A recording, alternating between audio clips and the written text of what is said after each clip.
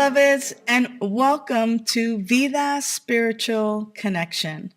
My name is Sunshine Daye. I get to be the spiritual director of Vida Spiritual Learning Center, and it's my joy to bring you this week's inspirational message. It is truly a joy to be here with you today and to share this message of sacred activism, particularly as it pertains to economic fairness. Now, I want to talk to you about a powerful principle in that when everybody pays their fair share and everyone is paid their fair share, when we embrace these two principles, a third thing happens. And that third thing that happens is that there's more than enough to share and more than enough to spare. And so we're going to unpack that today and to ground us in this idea of sacred activism as it pertains to economics. I want to bring in a scripture, and I'm just going to paraphrase it. I'm not even going to quote where it's from, but you may recognize it. And it is said in the secular section of our life. Mostly every day I hear it in some form or fashion. And that is, from everyone who's been given much, much will be demanded. And from the one who has been entrusted with much, much more will be asked. And, this idea, this quote, this scripture reminds us that it's our responsibility to contribute according to our means and according to our blessings. Now, here's the idea, is that when we have much, much more will be asked. And this is not only around economics, but what is really being pointed to here is that we're not being asked to be observers only of the world's suffering, of the world's joys. We're not called to be passive observers, but actually active participants in its growth, active participants in its healing. And this scripture, this quote really reminds us that as people of faith, as spiritual people, we're called to take action and to be in action and to make a positive difference in the world, especially when it comes to economic matters. Now, I know that one of my spiritual mentors and teachers, Michael Beckwith, he teaches us that the world operates through a dynamic exchange, and that it is the law, the reciprocal nature of life, the ebb and the flow, the giving and the receiving, and the dynamic exchange of all of life. And that giving and receiving, they're actually different aspects of the flow of the energy of the universe. I've learned as well that giving and receiving is like the two sides of a coin, the heads and the tail, that you have to have a receiver in order for the giver to give. And in that flow, in that dynamic exchange, that's where we begin to see abundance. That's where we begin to see this principle directly speak to the idea that when everyone pays their fair share, when everyone is paid their fair share, abundance flows, and abundance flows generously and without limits. Let's unpack the first one, where everyone pays their fair share. Now, in our journey of social activism, it's essential that we contribute according to our means. Back in the day, it is known that even farmers would leave the fruit and the vegetation on the outskirts for those less fortunate, and that they would harvest everything from the inside of their fields, and that they would leave what was on the outskirts so that those less fortunate could come and be supplied. Now, as we're taught that those who've been blessed with much, those who've been blessed with much, they're called to give generously, like the farmers did. They would leave that on the outskirts to give generously. And it's not only about financial worth. So it's not only about giving money per se. Our farmers generously gave of their crops to those less fortunate. But it's also about contributing our wealth of talent, our time, our resources.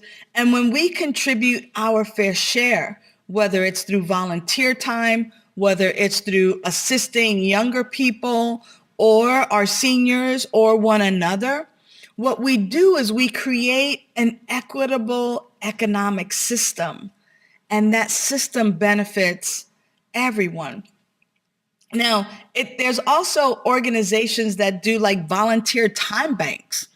And the way some of those work is that if I have a bookkeeping talent and I know how to do bookkeeping and I volunteer 10 hours of bookkeeping, there's someone else who knows how to crochet, or who is a teacher of a Spanish language or another language.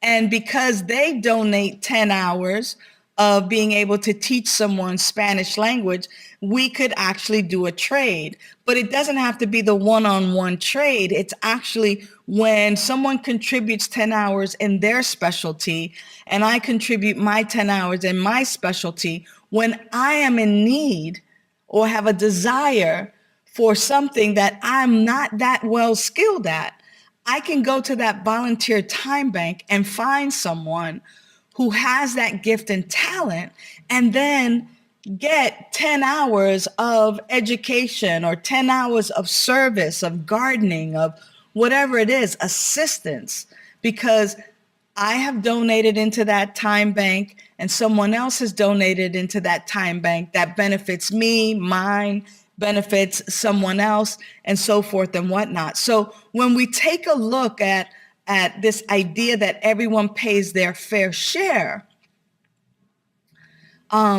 it's really about not only economics, but it's also about our time, our skills, our resources, our talents. So then we'll unpack number 2, that everyone is paid their fair share. On the flip side of that, there are skills, gifts, and talents that people want to be paid for. And when people are paid for their time and paid fairly, and their efforts are paid for with money, that contributes to the economic justice. It contributes because now I am going to work, I am in the labor force, I get paid a fair wage. And this idea of sacred activism and economic justice, it's deeply rooted in that idea that every individual has value. And when we recognize that everyone has value and that everyone deserves to be compensated fairly for their efforts, we uphold the principle and we actually promote dignity, respect, and equality in our society. I know here in the US, there are movements for fair wages for hotel workers, for housekeepers. There are fair wages for the people who serve our foods, or even the people who prepare and cook our food. Imagine being able to earn a fair wage for your labor, enough where you have dignity and respect, and that there's equanimity and equality in our society. The third point is that abundance is shared through all of this fairness. So this is the beautiful part of it all. When everyone pays their fair share and everyone is paid their fair share, we create this environment of abundance. I pay my fair share. I'm paid my fair share. It's not a zero-sum game where one person gains all this stuff and the other person loses out. It's actually a divine cycle. It's that divine cycle of giving and receiving. And when we share our blessings, we ensure fairness and abundance flows. And when abundance flows to me and I share from my abundance to others, and we do the same and likewise, what we recognize is that there is more than enough for everybody. You know, think about it. When we invest in education, in healthcare, in social services, we're not just helping other people. What we're doing is we're creating a stronger and a healthier, more prosperous society for everyone. And when businesses pay their employees fairly and treat them with respect and dignity, and they foster loyalty, then you have a motivated workforce. And a motivated workforce leads to an increase in positivity and productivity and success. So, beloveds, today, how are you in that flow? Where do you see yourself? Are you an employer? Are you an employee? Are you giving of your best and giving your fair share and paying your fair share?